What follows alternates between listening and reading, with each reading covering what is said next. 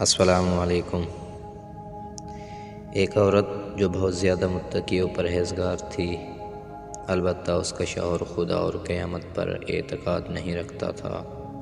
اس کی عادت تھی کہ ہر سال کچھ دوستوں کو مدعو کرتا تھا۔ اس کے دوست جانتے تھے کہ کھانا اس کی مومن و متدین بیوی پکاتی ہے اور یہ بے ایمان دوست کچھ نہیں کرتا۔ کئی سال گزر گئے، یہاں تک کہ اس کی بیوی کا انتقال ہو گیا۔ دوستوں نے اس سے پھر کہا کہ انہیں کھانے پر مدعو کرے۔ اس نے کہا، تم مجھے نجس سمجھتے ہو؟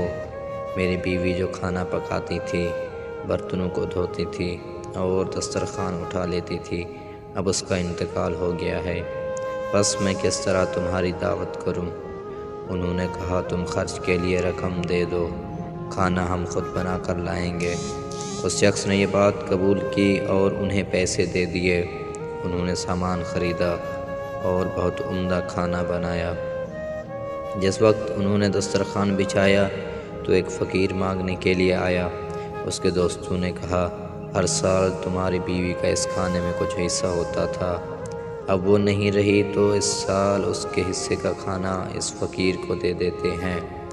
اس نے ہنس کر کہا، بیوی مر گئی، اس کا قصہ ختم ہوا، اس سے اسے کوئی فائدہ نہیں ہوگا، البتہ اگر فقیر کو کوئی چیز دینا چاہتے ہو تو دے دو۔ اس کے دوستوں نے دسترخوان سے ایک خوراک کھانا اٹھایا اور اس فقیر کو دے دیا۔ اس کے بعد انہوں نے کھانا کھایا اور اسی جگہ سو گئے۔ صبح سویرے مہمانوں کے رخصت ہونے سے پہلے اس مرد کی بیوی کی دایا آئی۔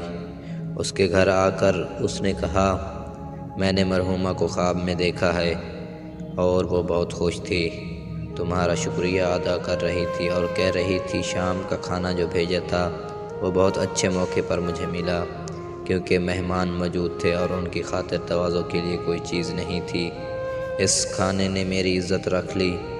وہ شخص یہ خواب سن کر بہت متاثر ہوا، اس کی آنکھوں میں آنسو آ گئے اور اس نے اپنے دوستوں سے کہا، حق تمہارے ساتھ ہے، مجھے اشتباہ تھا۔